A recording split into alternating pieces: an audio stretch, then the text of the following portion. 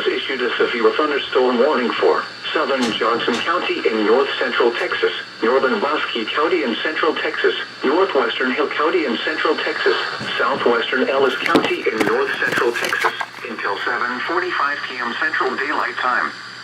At 6:43 p.m. Central Daylight Time, severe thunderstorms were located along a line extending from near Cleburne to near Iredell, moving east at 35 miles per hour. Hazard, 60 miles per hour wind gusts and half-dollar size hail. Source, radar indicated. Impact, hail damage to vehicles is expected. Expect wind damage to roofs, siding, and trees.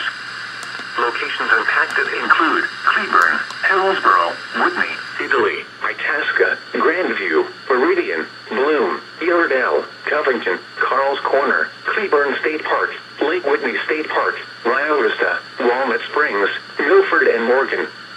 This includes the following interstates. Interstate 35 between mile markers 364 and 369.